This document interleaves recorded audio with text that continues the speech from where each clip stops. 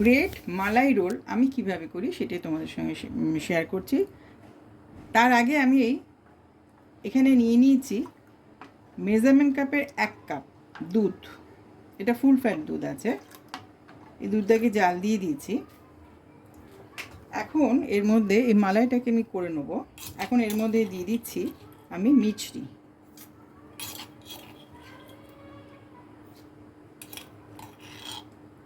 এখানে দিয়ে দিলাম মিছরি। এটা একটু ফুটবে, ফুটে ঘন হবে। এখানে আমি নিয়ে নিয়েছি 4 পিস ব্রেড, আর আছে এখানে ছানা।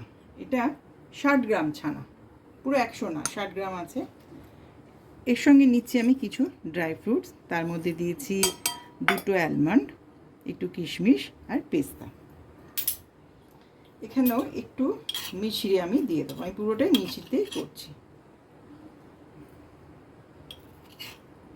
এটা হচ্ছে স্টাফিংটা, ব্রেডের ভেতরে যে স্টাফিংটা হবে সেইটা।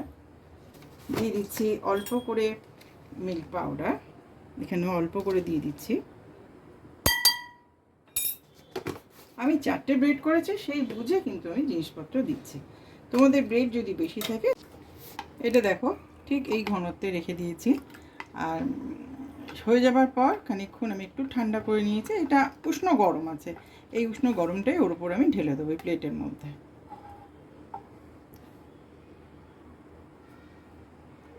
এই ব্রেডগুলোর উপর এটা আমি ঢেলে দেবো, দিয়ে এটাকে ফ্রিজে রেখে দেবো।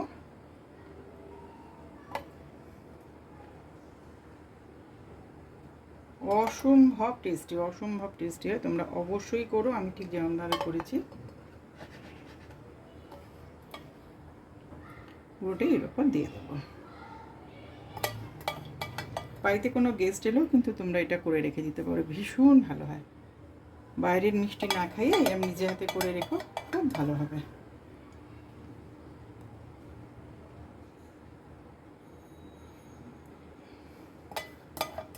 এখানে আরও ভালো হয় যদি ব্রেডগুলো একদম ফ্রেশ নাও, তাহলে আরও ভালো হবে।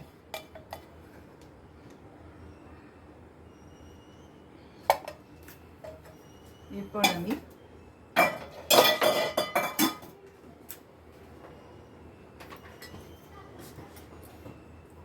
পেস্তা আর অ্যালমন্ড যেটা কুচিয়ে রেখেছিলাম সেটা ওপর থেকে স্প্রিঙ্কেল করে দিচ্ছি।